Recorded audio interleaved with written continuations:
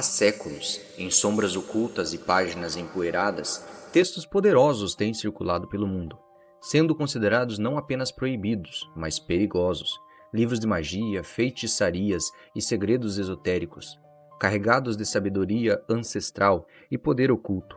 Alguns dizem que ler suas palavras podem abrir portas para outras dimensões desconhecidas, enquanto outros acreditam que invocar os rituais ali descritos pode trazer consequências terríveis.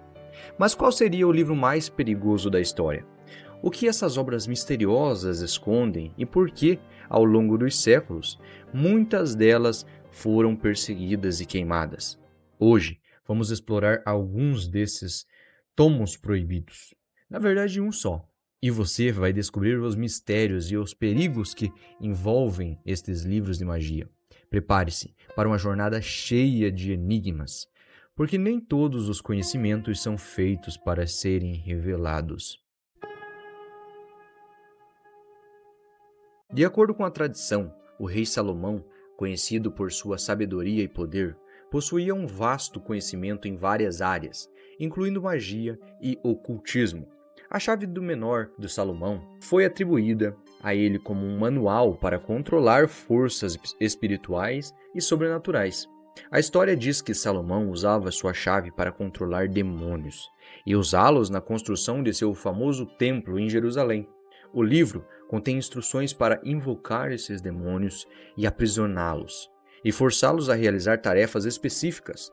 Uma das lendas mais populares é que, ao invocar um desses demônios, Salomão ordenou que eles ajudassem na construção das grandes colunas do templo, um feito impossível para os humanos. Um dos demônios mais conhecidos mencionados na chave menor de Salomão é Paimon, um dos mais poderosos demônios invocados nesse grimório. Segundo as instruções do livro, Paimon é descrito como um ser que pode ensinar ciências secretas, filosofia, matemática e até a arte de dominar os elementos. Em algumas versões da história, Paimon aparece como um ser majestoso, montado em um camelo, acompanhado de uma grande comitiva de espíritos. A história de sua invocação é muitas vezes contada como uma busca por conhecimento arcano, onde o mago invoca Paimon em busca de sabedoria e poder. No entanto, muitos alertam que invocar Paimon sem a preparação adequada pode levar a consequências perigosas, como a perda de seu controle e o controle do demônio e a destruição. Uma das histórias mais conhecidas que circula sobre o livro da chave menor de Salomão envolve a invocação de vários demônios para realizar tarefas como obtenção de riquezas, controle sobre outras pessoas ou mesmo vingança. A história geralmente segue o mesmo padrão. Um mago, após estudar o Grimório, encontra uma maneira de invocar demônios específicos e ordená-los a cumprir suas vontades. No entanto, há um alerta em muitas dessas histórias. Os demônios podem enganar o mago, ou mesmo virar-se contra ele. Isso ocorre porque, embora o livro ofereça uma maneira de controlar essas entidades, os magos não são imunes aos riscos de serem manipulados ou destruídos pelos próprios demônios que invocam. Uma das histórias mais famosas envolvendo o livro está ligada a Henrik Cornelius Agrippa, um renomado mago e alquimista do século XVI. Agrippa é frequentemente associado ao ocultismo e à magia, e ele teria feito uso de vários grimórios antigos, incluindo a Clavícula Salomonis, em seus próprios rituais de invocação. Segundo algumas versões da lenda, Agrippa foi capaz de realizar uma invocação muito poderosa, usando os conhecimentos adquiridos nesse grimório. Ele teria chamado um demônio para ajudá-lo a realizar um feitiço complexo, mas, durante o processo, o demônio se rebelou e tomou o controle do ritual. A história sugere que Agrippa, em sua busca por poder, pagou o preço por tentar controlar forças que estavam além de sua compreensão. Cada um dos 72 demônios tem seu nome, título, atribuições e uma habilidade ou poder especial. Abaixo, algumas das funções mais interessantes e notórias que esses demônios desempenham, de acordo com a descrição da chave de menor Salomão. Paimon, um dos demônios mais famosos, Ele é descrito como um grande rei do inferno, que pode ensinar ciências secretas, filosofia e a arte de dominar os elementos. Ele é frequentemente retratado como um grande comitiva e montado em um camelo. Baal, um demônio poderoso, Baal é descrito como um príncipe do inferno, com o poder de controlar tempestades, invocar relâmpagos e causar terremotos. Baal é um demônio muito reverenciado por seu poder sobre seus elementos naturais. Asmodeus é o demônio da luxúria e da sensualidade. Ele é conhecido por instigar comportamentos impuros e viciosos. Asmodeus tem uma conexão com o desejo e é considerado um dos demônios mais poderosos, com uma grande influência sobre as emoções humanas. Beelzebu, um dos demônios mais notórios. Ele é muitas vezes associado a Satanás e é conhecido como Príncipe das Moscas. Ele tem poder sobre a corrupção e a perversão, frequentemente ligado ao pecado e à tentação. Por último dessa lista, tem Buer. Este demônio é descrito como tendo o corpo de um animal com várias cabeças e o poder de curar doenças e conceder conhecimentos sobre a medicina e filosofia. Ele também tem a habilidade de proteger pessoas de doenças e malefícios, o que cria uma contradição interessante sobre sua natureza. E para invocar eles, a chave de Menor Salomão oferece uma série de rituais e símbolos que devem ser seguidos com precisão. Os invocadores devem realizar uma série de etapas que incluem o desenho de círculos mágicos, o uso de palavras de poder e o oferecimento de sacrifícios ou orações.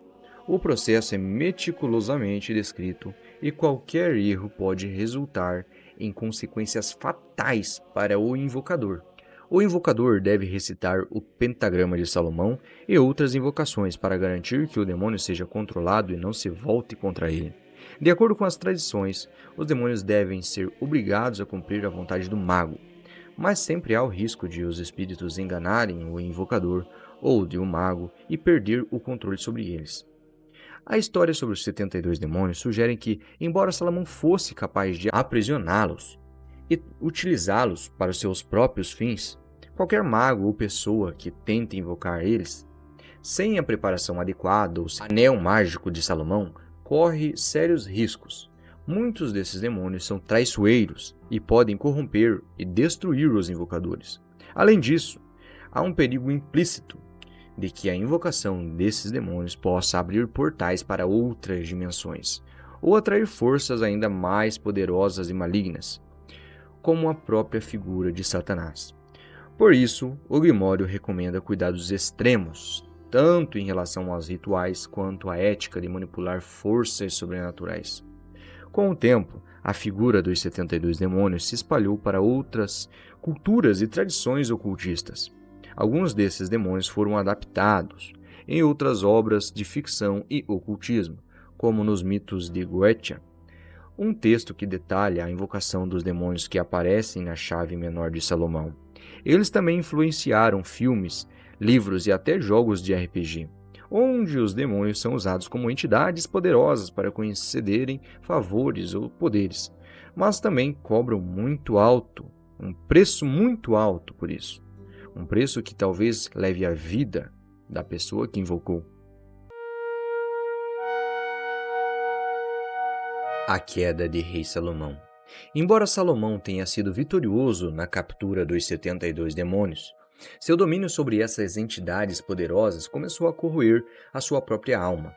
Com o tempo, o rei percebeu que controlar tais forças sobrenaturais não era sem custo. Cada invocação, cada pacto selado com esses demônios deixava uma marca invisível em sua essência. O grande templo de Jerusalém, que ele havia construído com a ajuda dos demônios, se tornara não apenas um lugar de grande beleza, mas também um campo de forças antagônicas, onde a luz e as trevas coexistiam em equilíbrio precário. Salomão sabia que os domínios sobre esses demônios vinham com o risco de ser consumido por eles. E as histórias contadas que ele começou a sentir uma presença constante e ameaçadora ao seu redor. Uma noite, enquanto se preparava para realizar mais um ritual com um anel mágico, Salomão ouviu um sussurro baixo e sedutor em seus ouvidos, algo que nunca antes havia sentido. O sussurro era de Asmodeus, o demônio da luxúria e o do desejo, que sugeria ao rei que ele entregasse sua alma em troca de um poder absoluto e eterno. A tentação de dominar tudo, os homens, os deuses e os próprios destinos, se tornou quase insuportável. Mas Salomão, sábio como era, reconheceu que os demônios não apenas buscavam sua obediência, mas queriam sua queda. Era impossível continuar controlando forças tão caóticas e destrutivas por tanto tempo. No momento de sua decisão final, o rei percebeu que havia sido enganado. Seus desejos de controle e poder haviam o aprisionado, assim como ele havia aprisionado os 72 demônios. Com o último suspiro de sabedoria, ele destruiu o anel mágico. Mas já era tarde demais. Os demônios, libertados de sua prisão, se vingaram em um furor de vingança e poder. Os 72 demônios invadiram o templo e tomaram o controle do mundo material, espalhando corrupção e caos por toda a terra. Salomão, consumido pela sua culpa e pela perdição, desapareceu misteriosamente, e sua história se tornou uma lenda que atravessaria séculos, um aviso para aqueles que tentam controlar o incontrolável. E com esse fim dramático, encerramos nosso primeiro webdoc. Obrigado por ter assistido até aqui. Foi bem trabalhoso criar essa obra para vocês.